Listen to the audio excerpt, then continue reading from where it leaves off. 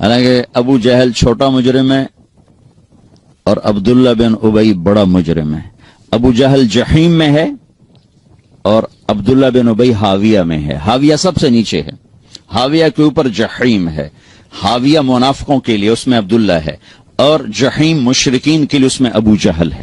وہ ابو جہل سے بڑا اسلام کا دشمن تھا, یوں لگ, چونکہ اس نے اپنے آپ کو مسلمان کہا, ایسے لگا کے رکھا. ایک دن ان کے بیٹے عبداللہ, ان کا نام بھی عبداللہ تھا, اللہ کے نبی پانی پی رہے تھے, یا رسول اللہ تھوڑا پانی تو بچا دیں. کہنے لگے کیا کرو گے؟ کہ اپنے باپ کو پلاتا ہوں, شاید اس کے اندر ایمان چلا جائے. تو آپ نے دے دیا. وہ گیا گھر کا, ابا یہ پانی تو پی لے. کہ کیا ہے یہ؟ کہ یہ اللہ کے نبی کا جھوٹا ہے, پی لے شاید تیرے اندر ایمان آ جائے. تو آگے کم وقت کہنے لگا جا وہاں پیشاب لے کے آ, وہ پی لوں گا, یہ نہیں پیوں گا. پیشاب لے کے آ, وہ پی لوں گا, یہ نہیں پیوں گا. تو ان کو اتنا غصہ چڑھا, وہ گیا یا رسول اللہ مجھے اجازت دے, میں اس منافق کی گردن اڑا دوں, بیٹا ہو کر میں اس منافق کی گردن اڑا دوں. کہ عبداللہ تیرا باپ ہے, قدر کر, قدر کر. میں نہیں چاہتا لوگ کہیں محمد اپنے ساتھیوں کو قتل کراتا ہے, جاؤ اس کی خدمت کرو, تیرا باپ. جنازہ پڑھا, اپنا کرتا اتار کے کفن کے طور پر دیا, اور اس کو قبر میں اتار چکے تھے. آپ دیر ہو گئے, آپ ذرا دیر سے پہنچے, اس کو دوبارہ قبر سے باہر نکلوایا, اس کے منہ میں اپنا لعاب ڈالا کہ شاید بخشش ہو جائے. اس منظر کو دیکھ کر 100 منافقوں نے کلمہ پڑھا. تو بھائیو میں آپ کی منت کرتا ہوں کہ یہاں آپ امت بن کے رہو, مسلم بن کے رہو. جو تمہارا عقیدہ ہے, جو تمہاری سوچ ہے, اس کو گلے سے لگا کے رکھو, لیکن دوسروں کو احترام دو, عزت دو, سب کو اپنا پسند. سارے ہم نے تو غیروں کو اپنا بنانا تھا, ہم نے اپنوں کو غیر بنائے تھے. تو کتنی بڑی ظلم و زیادتی کی بات. جس کے دل میں ذرہ کے برابر بھی ایمان اٹکا رہ گیا, ایک دن جنت میں جائے گا. چونکہ ایک دفعہ ایسا ہوگا کہ جہنمی لوگ مسلمانوں کو کہیں گے کہ تم بھی دوزخ میں, ہم بھی دوزخ میں, تمہارے ایمان کا کیا فائدہ؟ تو اللہ تعالیٰ اس پر فرمائیں گے کہ جس نے زندگی بھر میں ایک دفعہ لا الہ الا اللہ کہا, اسے جنت میں ڈال دو. جس نے زندگی بھر میں ایک دفعہ خالی میرا نام لیا ہے, اس کو بھی جنت میں ڈال دو. پتہ نہیں اللہ تعالیٰ کس کو کس بات پہ خوش ہو کہ اللہ اس کو جنت دے دے, ہمیں کیا, اور کس بات پہ ناراض ہو کہ اللہ ہماری پکڑ فرما دے, کوئی خبر ہے؟ اللہ کے نبی نے فرمایا بنی اسرائیل میں 2 بھائی تھے, ایک نیک تھا, ایک گناہگار تھا. تو نیک کہتا تو بہت گندا ہے, وہ کہتا یار مجھے اللہ پہ چھوڑ. وہ روز اس کو تو بڑا گندا ہے, وہ کہتا یار مجھے اللہ پہ چھوڑ. تو ایک دن کہنے لگا تیری بخشش نہیں ہو سکتی, اللہ کی قسم اٹھا لی. وہ دونوں مر گئے. تو اللہ نے وہ اس عابد سے کہا تو نے اتنی بڑی قسم کیوں اٹھائی کہ اس کی بخشش نہیں ہو سکتی؟ تو ٹھیکیدار, چل بے تو جا جنت میں. اگر تو نے میری رحمت کو پابند کیوں کیا, اس کو ڈالو جہنم میں. تو کسی مسلمان کو حقیر نہ سمجھو, سب کو عزت دو. ہمارا کام تو گلے لگانا ہے نہ کہ نفرت کرنا. مثلا ایک آدمی آپ کے نزدیک غلط ہے تو وہ سمجھو وہ مریض ہے, تو مریض کا علاج ہوتا ہے کہ مریض کو ہسپتال سے نکالا جاتا. وینا ملک ہمارے انڈسٹری میں وہ لڑکی جس نے بالکل کپڑے اتار دیا, ننگی ہو کے آ گئی. بر صغیر میں کسی ہندو لڑکی نے بھی یہ یہاں تک سٹیپ نہیں اٹھایا کہ وہ بالکل ننگی سکرین پہ آ جائے. وہ لڑکی تھی جو ننگی ہو کے سکرین پہ آ گئی انڈیا میں. تو میں 1 جنوری کو پہنچا تیونس سے دبئی, تو مجھے کسی نے کہا کہ وینا ملک کی شادی ہو گئی. میں نے کہا یار میری ملاقات کراؤ. انہوں نے کہا آپ اس سے ملیں گے. میں نے کہا کیوں نہیں, اللہ کے نبی کی امتی ہے, پتہ نہیں کب اللہ دل بدل دے. تو اس کو پیغام بھیجا, اس نے معذرت کر لی, کہا نہیں میں نہیں آتی. میں نے کہا چلو مجھے اجازت دو میں آ جاؤں. تو اس نے کہا وہ آنا چاہتے ہیں تو آ جائیں. میرے ساتھ جواد وسیم تھے, وہ ٹی وی میں کام کرتے ہیں, माशाल्लाह तबलीग में बहुत काम किया उन्होंने। मैं उनको साथ लिया और उसके घर चला गया। उसने एक नौजवान था, असद पठान था, उससे उसने शादी की थी। तो मैंने उसे कहा, बेटी आपको शादी मुबारक, अल्लाह आपका घर आबाद करे, अच्छी बीवी बनाए, अच्छी मां बनाए।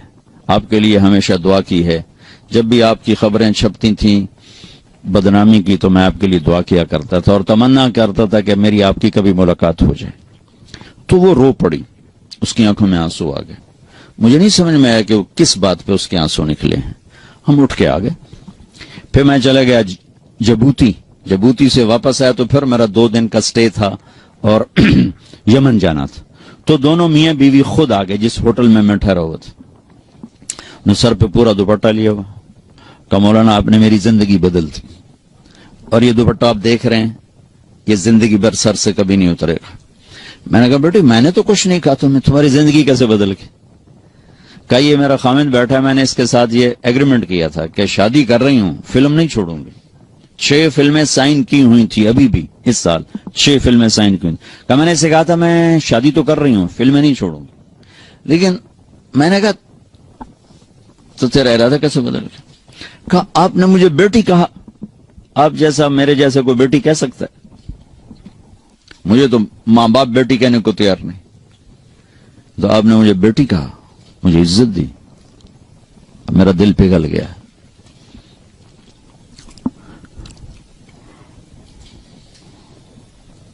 तो हमारा काम तो करीब करना है ना, दूर करना तो हमारा काम नहीं है। तो उम्मत में इख्तलाफ तो सहाबा के दौर से है, नबी के दौर से है। बुखारी देखो, मैं वहां चूंकि सारी तिजारत दुनिया में उधार पे चली गई है, तो वहां फैसलाबाद का एक बाजार है, सूतर मंडी, जहां अरबों के कारोबार रोजाना होते, तो रोजाना सिर पाट रैन, गरेबान पाट रैन, तेरी मां ते तेरी फलानी ते तेरी फलानी। तो मैंने एक दफा उनको जमा किया, मैं कहा देखो भाई, या उधार देना छोड़ दो, तुम्हारा ज़र्फ नहीं है तो उधार देना बंद कर दो। अगर उधार देना है तो फिर ये गालियां देना छोड़ दो, वरना तुम्हारा घाटा ज्यादा है।